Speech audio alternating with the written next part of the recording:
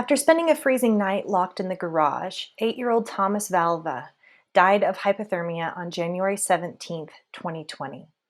Despite being remembered by those at his school as a tender, loving boy who made tremendous gains during his time as a student, this sweet child's life was intentionally ended by the two people meant to take care of him.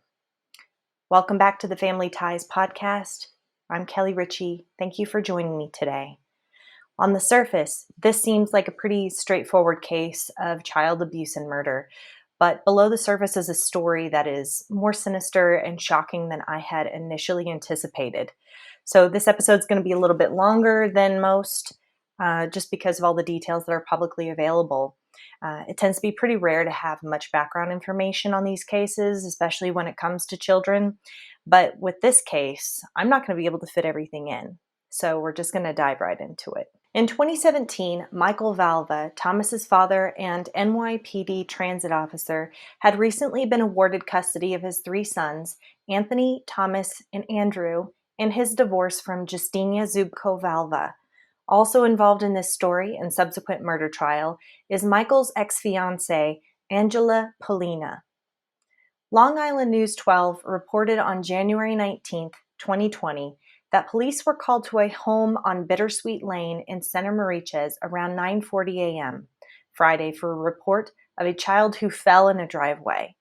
Police say the 8-year-old boy was taken to Long Island Community Hospital, where he was pronounced dead. Thomas died at the hospital from organ failure, with his cause of death documented as hypothermia. I would like to pause here and say that some of the articles that I came across initially report that Thomas was a healthy young boy who seemed well cared for and who tragically died in what seemed to be a shocking accident.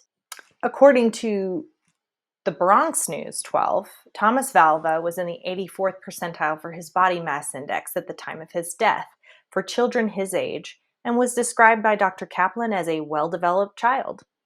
During the trial, Dr. Melian Quaha testified on behalf of Michael's defense about how during Thomas's visit to her urgent care facility in May of 2019, at the time of the exam, all of his vitals were recorded as normal.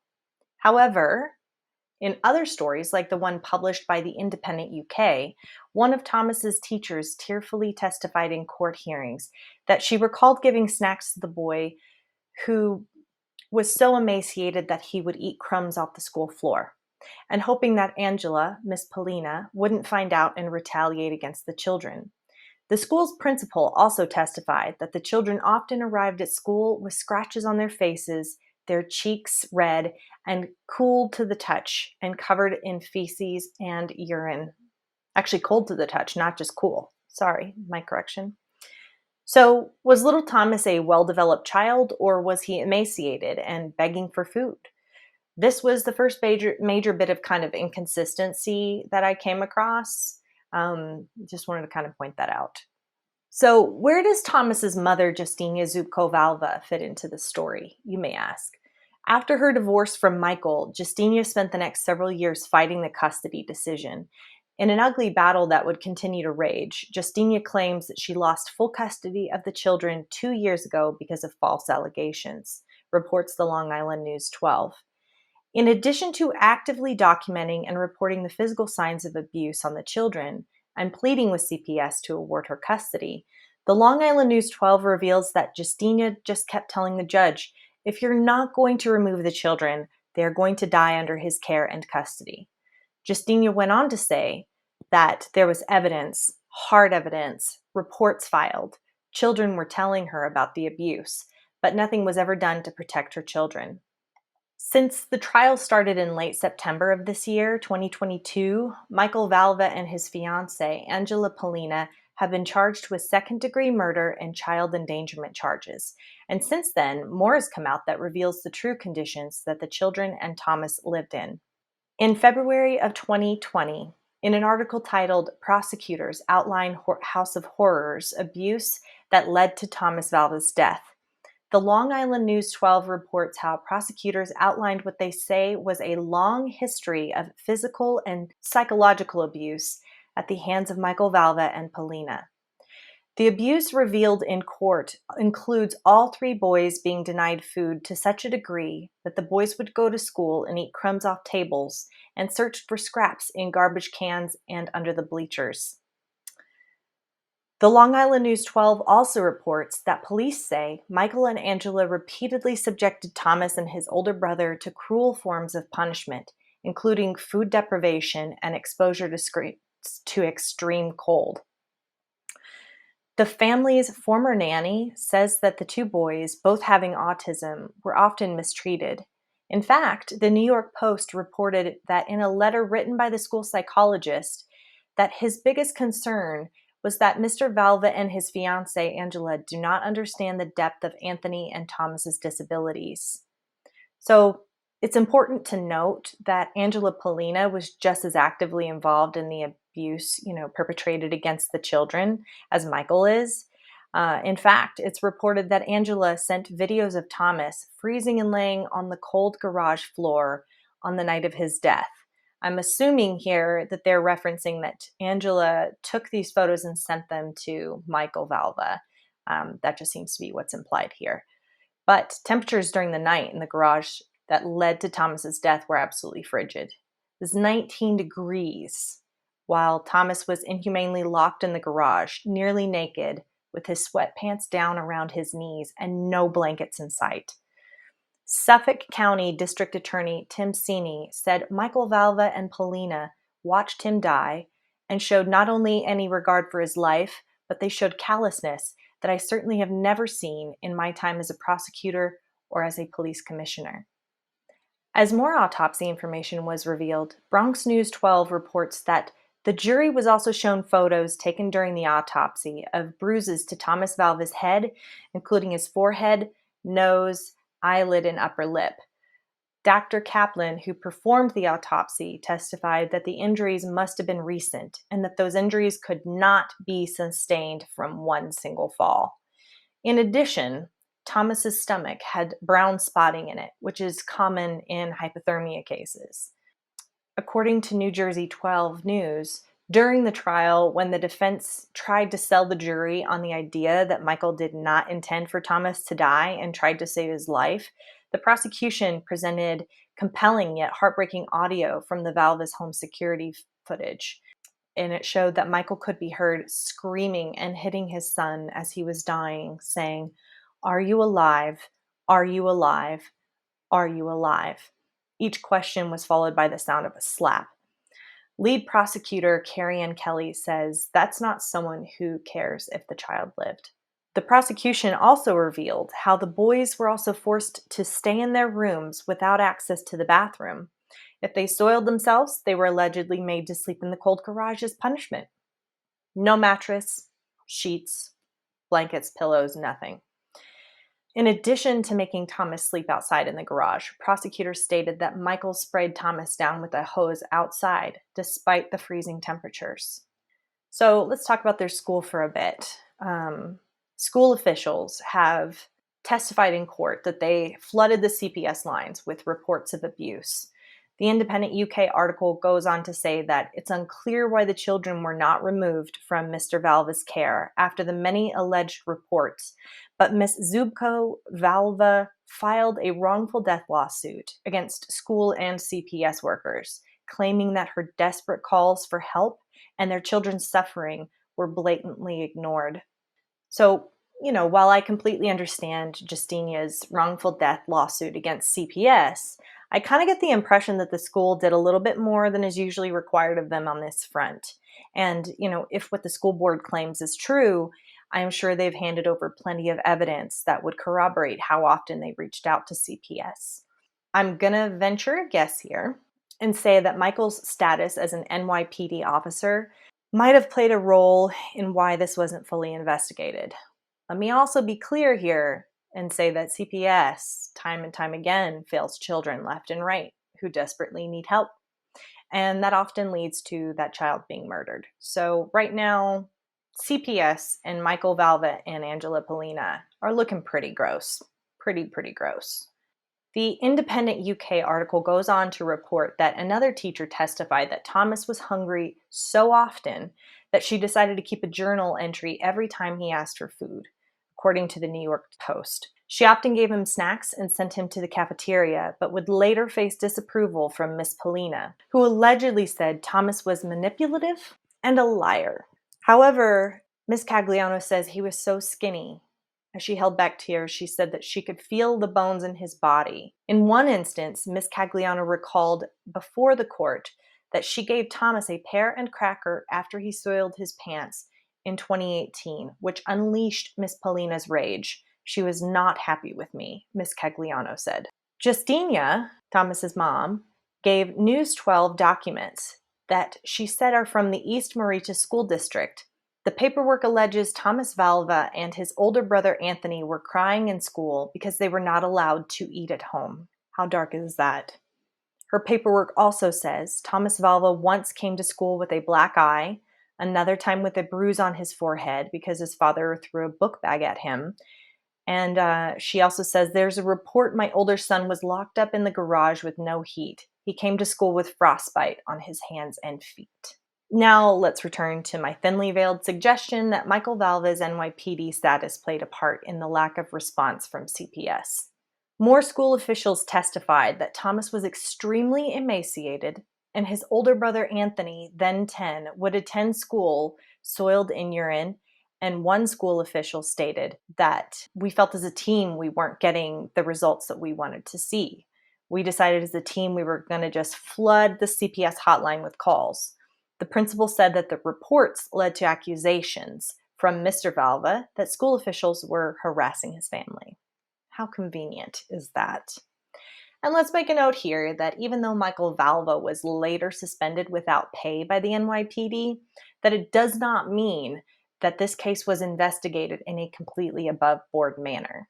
In fact, Justinia posted to social media that the time of Tommy's brutal murder that resulted in his tragic death was purposefully manipulated and disclosed to the public as inaccurate.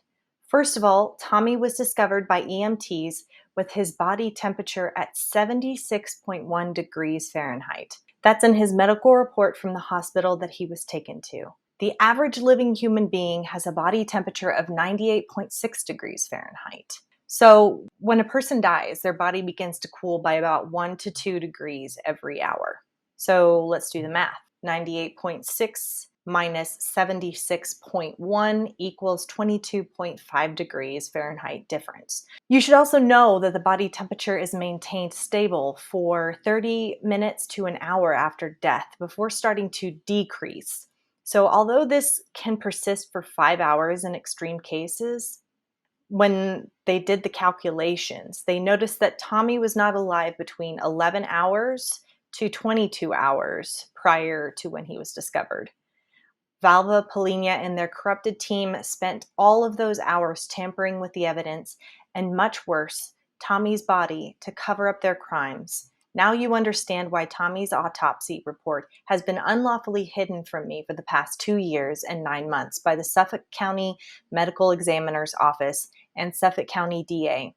Also, it is crystal clear now why Suffolk County DA claims that the video images from the 24/7 surveillance Nest security system installed in Valva and Paulina's Center Mauritius home magically got erased. And they cannot get them back. Lies beyond any words, she says. Suffolk County, yeah, she's not happy. And I can see why. So, and before we go, judging Justinia as being hysterical or letting her pain put crazy thoughts in her head, the New York Post seems to corroborate the claims of tampering, saying that Michael Valva put the boy's body in a warm bath in order to attempt to raise his body temperature. Medics rushed the boy to Long Island Community Hospital, and when he arrived there, his body temperature was just 76 degrees. That's pretty cold. So on the first day of the criminal trial proceedings in the People versus Michael Valva, Justinia posted this to social media. And before I read this, I'm going to just say, thanks to Justinia, there is all kind of court documents keeping everybody up to date with everything going on in the trials, investigation, all of this stuff. She has a lot of records that on her social media that she has shared, which is why there is so much information on this. She has really been a champion for really getting this out and for people to hear about this. So, way to go, Justinia, for all of that effort. But on the day of the proceedings, she said, this was September 28th of this year. Dear friends, the first day of the criminal trial proceeding, People versus Michael-Valva in the brutal murder of my 8-year-old son, Tommy, and horrific sexual and physical and mental abuse of his brothers, unfortunately began with very concerning Judge Condon's decision of not allowing media to broadcast the criminal trial proceeding. Both attorneys for Valva, Locturco and La Pinta, as well as Suffolk County DA, joined the motion to prohibit any video and only allow some photography. Unfortunately, the court again fulfilled both parties' wishes and granted their motion. Moreover, the media reporters were instructed to take pictures of Valva without his handcuffs to not damage his perfectly created image of transferring murderer into movie star. She's upset. The media was not allowed to have any evidence related to this case. This unlawful court decision came as a surprise to the media reporters who were told originally that they are allowed to broadcast the trial proceeding. There's absolutely no reason for Judge Condon to restrict public access to this case by prohibiting media from recording live videos of the trial. Any impartial and just court would ensure unobstructed and open access to this trial in order to stop any hidden manipulation and falsification that violate the due process of law. This court's decision shows that our constitutional rights are in great danger of being violated. Media outlets have the right to file an appeal on the issued court's decision, but the problem is they are willing to pick this fight and defend their legal rights to broadcast this trial, as it happened in many high-profile criminal cases around the country. In regards to the opening statements that were issued yesterday by Suffolk County DA and attorney for Michael-Valva, the most important factor that both parties are hiding from the public pertains to their evil plans of presenting false and inaccurate date and time of Tommy's murder by Valva and Polina. So there's a lot of information on social media where she's kind of bringing up these facts that show why this has been mishandled or why his status as a police officer has kind of impacted the media's ability to access this case, these proceedings. Regardless, she posts a lot, and if you want to know more, at the end of this episode, I'll kind of let you know where you can find more information. But she's saying that at the time the paramedics and EMT personnel came to Valva and Polina's house after receiving the 911 call, Tommy was not alive for approximately 11 to 22 hours based on his body temperature, which we discussed earlier. So she's basically saying that they're misreporting the date and time of his death to fit more of what Michael wants this to look like. So take that with a grain of salt. So this time lapse was desperately needed for Valva, Polina, and their corrupted team of individuals to tamper with crucial evidence in this case to ensure that both murderers, Valva and Polina, would not be prosecuted to the highest extent of the law.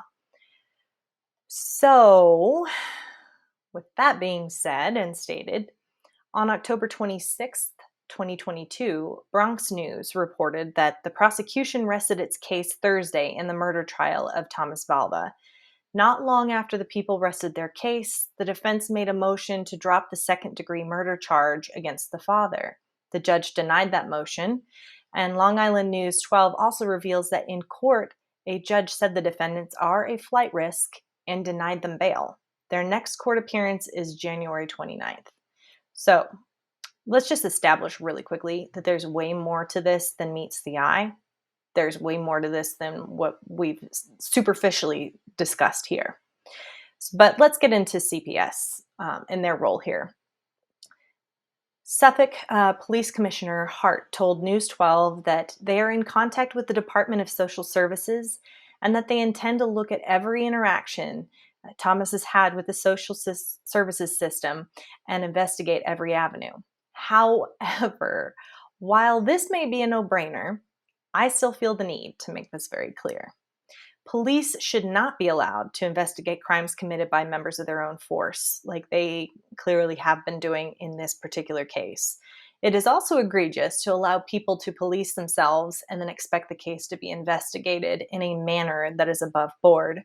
We're going to discuss this more later. Keep that in your back pocket for now. But as to their involvement with Thomas, the Suffolk County Department of Social Services told News 12 that it was involved with the Valva and Polina family. It says petitions for child neglect were filed in Suffolk County Family Court in 2018. There was a court-ordered home supervision for a period of 1 year. Orders of protection were issued for the parents to refrain from harmful behaviors towards the children. Or else what, CPS? Seriously, this makes my blood boil. It's tantamount to telling a serial killer that they're not allowed to kill anyone else while allowing them to remain free and able to do as they please. It's just, I just can't believe that this is where we're at. News 12 also reports that CPS investigated additional complaints relating to the family. DSS said it is now reviewing the management of the case to ensure that all protocols were followed. Yeah, I'm sure we're going to hear a full report that either reveals CPS did everything they could, or else they're going to be honest and admit to failing Thomas, right? Fat chance of that happening. Once again, why are we allowing CPS to investigate themselves and expect a truthful report from them? They're going to find every single avenue to be like, look, we did what we could. See? Well, what else are we supposed to do? Now, as far as the tampering, so the suggestions by Justinia of the tampering of the crime scene and the tampering with Thomas's body, according to Long Island News 12, Justinia says that she has now been granted temporary custody of her 10 and 6-year-old boys. My children are back with me. Thank God. They are safe, she said.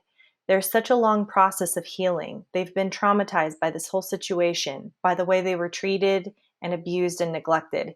It's going to take a long time. Now, since Justinia has gotten her surviving boys back, this case has gotten even darker than anyone could have imagined.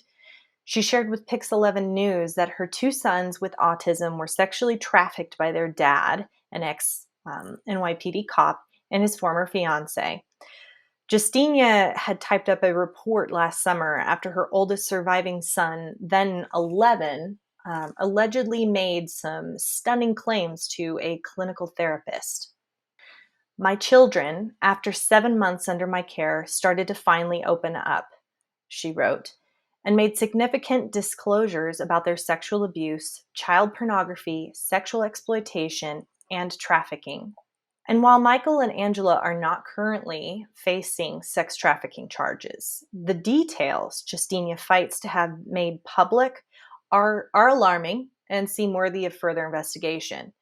But regardless of how much this sounds like Pizzagate or smacks of a satanic cabal of child molesting and eating pedophiles, let's dig in to Justinia and her son's latest claims. As reported by Pix 11 News, Justinia says that the oldest boy started revealing to a therapist that he and Thomas were taken to several Long Island homes during the period they lived with their father and Polina. When they would arrive, the boys were put into metal cages naked, the mother wrote. The oldest son allegedly reported 4 men and women dressed in black with satanic imagery on their t-shirts met them at one home. The boy reportedly said he and Thomas would be separated sometimes and that the brothers would be abused with metal spikes and other devices after a white fluid was injected into their anuses. While this is a bit reminiscent of the satanic panic, I would be curious to hear whether this therapist believes that the oldest child is telling the truth, or whether they believe the boy is repeating something he was coached to say. At this point in the story, though, I am pausing to remind the audience that this is all hearsay, not initially part of the original investigation. This leads me to think that either Justinia was unaware of this sexual abuse at the onset of the investigation and is now trying to blow the whistle on potential sex trafficking, or she's looking to get more out of this whole situation. However, I don't necessarily know what that would be. So, all I'm saying is just, take everything with a grain of salt. Pix 11 News also shares that Justinia states that the boys could not walk after returning home. She also added, this abuse was on camera that the adults referred to, and Michael and Angela were connected to those adults through cameras. Okay, pause. So this sounds like there could be physical proof if this did indeed occur. But the story gets even stranger, like something cobbled together from some of pop culture's most famous horror movies. But, prepare yourself. Pix 11 News goes on to report that in another incident, the mother said that the oldest son reported he and Thomas were taken to a funeral home where coffins were lined up along with 30 evil clowns. He and Thomas were chained inside cages that were beside statues of Satan. Zubko-Valva wrote, and their naked bodies were wrapped in white sticky tape material. These clowns would threaten him and his brothers with chainsaws, the mother claimed. While Pix 11 News attempted to corroborate Justinia's bold claims, the Suffolk County District Attorney's Office were unable to comment since this is an ongoing criminal case. I'm not going to say that I don't believe Justinia or her older son, but I'm also not going to say that I buy the whole satanic ritual and clowns with chainsaw narratives. So the surviving boys, let's just keep in mind that they've experienced so much abuse and will spend the rest of their lives trying to heal from this. But let's also keep in mind that there is no proof to the public right now that backs up this version of events. So continue the grains of salt, you guys. So the allegations do persist, though, and many want them to be properly investigated. UF Health whistleblower Kathleen Maynard tweeted this September, when will feds investigate NYPD cop Michael Valva's child trafficking? His trial for murdering little Thomas starts next week, but authorities turn a blind eye to the pedo ring. Mom suspects someone important is being protected by the blue wall of silence. Okay. While this story may seem crazy, there also seem to be some undeniably fishy things that are going on with Michael and Angela that indicate there may be some kernels of truth to this. Let's take a quick look at one of Justinia's Twitter posts detailing some troubling information she uncovered. She says, La Pinta's ridiculous, untruthful statements in regards to Valva's poor financial situation due to our divorce proceedings couldn't be more inaccurate and misleading. There are 100% credible evidence submitted to Nassau County Supreme Court divorce case, Suffolk County family court case, and Suffolk County DA in the form of Chase Bank statements from Valva and Polina's joint bank account that shows shocking skyrocketing deposits from unknown sources to their account. Now, let's keep in mind that at that time, Polina was not even employed. The bank records show that Valva and Polina received the following deposits in 2017. One for $477,000. In 2018, $284,000. Till March of 2019, $44,000. That's approximately $1 million that average employees have to work 10 to 20 years to earn. Those enormous deposits came from the sexual pedophiles who paid Valva and Polina for the sexual abuse and trafficking of my 3 children, she claims. Suffolk County DA failed to investigate this matter despite being personally provided with bank statements. Some of the statements are included in the attachments she provides. She provides a lot of documentation, you guys, so let's not brush her off so fast. It is apparent that those sexual predators involved here are very rich and powerful, and unfortunately above any Suffolk County DA prosecution. She goes on to say, contrary to La Pinta's statements, Valva and Polina bought their expensive house in Santa Mauritius in July of 2017 for $525,000. And Valva was not looking to move out of that home because joint dealings with Polina based on sexual abuse and trafficking of my children tremendously profited both of them. Polina even left her job at the hospital and didn't even have to work at the time. Valva, contrary to La Pinta's statements, was not overwhelmed financially and emotionally. He continued together with Polina to horrifically abuse my children sexually, physically, and mentally, starve them, and torture them without any remorse. They were both well aware that any act of this sadistic abuse could lead to my children's death. The huge financial gains, sick pleasures of torturing my children, and protection from government and state agencies were driven both by Valva and Polina to continue their horrific crimes without end. Therefore, Valva and Polina were not planning to separate or end their evil relationship, but together continued with the horrific abuse of my children. Valva was not intimidated by Polina, and Polina was not intimidated by Valva. Both of them are cold-blooded murderers and abusers who should spend the rest of their lives in jail behind bars so no other child will be a victim of their horrific crimes. She goes on to say, also contrary to La Pinta's statements, Valva never provided any mattress, blankets, books, or TV for my kids locked up in his garage. The 24/7 Nest surveillance video recordings from Valva and Polina's home would prove that fact, but sadly they are being hidden by the Suffolk County DA in order to protect the sexual predators of my children. Now, there's something fishy here. I'm kind of breaking away from my script for a second. One thing I've noticed through I cannot read you everything that she has to say. There's so very much, but it looks like Valve is trying to show some kind of evidence like, I did give them a blanket and there's a space heater out there and all this stuff. She is basically saying that he tampered with that crime scene between those 11 to 22 hours after Michael was actually dead, which seems very, very possible. Okay, so she goes on to say that Valva's attorney, Laturco, admitted on the court's record that he visited Valva's home to get a suit for Valva's court appearance before even being appointed by the court to represent Valva. They're already buddies, okay? They're already tight. Laturco unlawfully entered the main crime scene area because Suffolk County DA failed to secure Valva and Polina's home. He had a chance to tamper with evidence, and now we hear stories of so many items being in the garage that help Laturco's defense, such as imaginary space heater, books, mattresses, blankets, pillows, TV, and what else? Maybe soon we will hear his false stories about a dining room table with homemade meal. Enough with this manipulation, she says.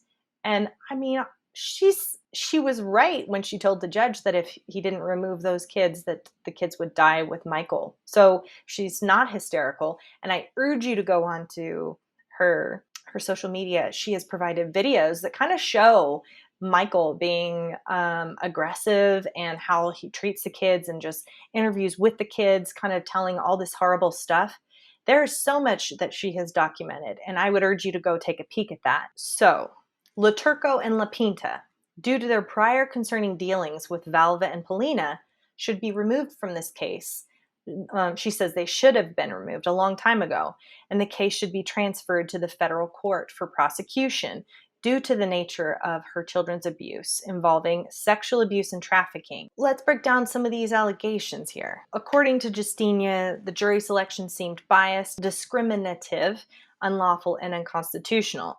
She claimed that many potential jurors were sent home once it was discovered that they had children of their own. Claims that purposefully inaccurate reporting to the public on the time and date of Thomas's death. She claims that the Suffolk County DA has access to Valva and Polina's cell phone data that clearly shows the locations where the kids were trafficked by Valva and Polina for horrific sexual abuse. She claims the DA is hiding crucial pieces of evidence related to the sexual abuse and trafficking, including other sexual predators involved, because there are people that have very high, powerful positions. She also claims that the DA is purposefully hiding video recordings from Valva and Polina's home security system that proves how often the children were locked in the garage. At the end of the day, I think that it's good for us to kind of push for more information on this.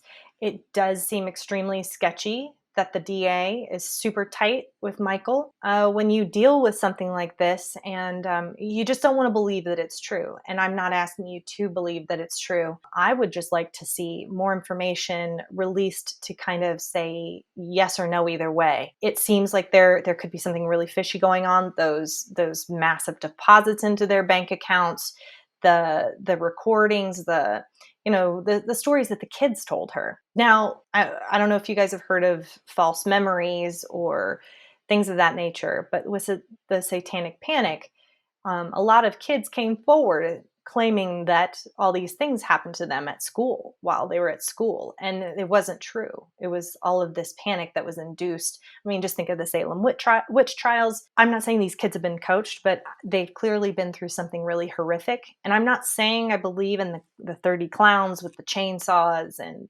the graves and the funeral home. But, let's also keep in mind that stranger things have happened. Now, I would just ask you guys, how far-fetched do you think that it might be that there's a potential that children are being trafficked by law enforcement? Because we've recently heard about kickbacks for kids, judges who sell children to for-profit juvenile facilities for a profit. So, and we hear of stranger things too. But just think, if what she's saying is true, there is the potential that he has friends in very high places that he was providing these services for. And this is just a hypothetical in my mind. Remember those grains of salt, you guys. I'm just trying to kind of put pieces together in my mind. But all of this doesn't add up. And I would very much like to see someone come in and demand a better investigation by the FBI or someone not within the Suffolk County or New York Police Department divisions to take a look at this. So we're going to end it there for today. Thank you guys for hanging with me throughout this whole thing. I know it's been a long story and there's a lot of moving parts, but at the end of the day, I just want us to remember that Thomas Valva was abused and killed by Michael Valva and Angela Polina. That in and of itself is indisputable. Now, all of these other details, all of this kind of newly coming out information about child sex trafficking, I very much want to see investigated further. And I feel like this isn't the last that we're going to hear about this case, especially not even seeming, especially since early on in today's story, we discussed how the judge denied them bail, saying that they were flight risks. Well, I'm not saying that that's because of all of these other things that are kind of piled in here too, but I would very much like the relationship between Michael Valva and the court system, CPS. I'd like that relationship to be explored a little bit more, and I would like us to find out if there is indeed anything to these sex trafficking charges that Justinia is bringing forward and these children are bringing forward. So I don't want to invalidate what these kids are saying. It seems like it's very likely that some really horrific things did indeed happen.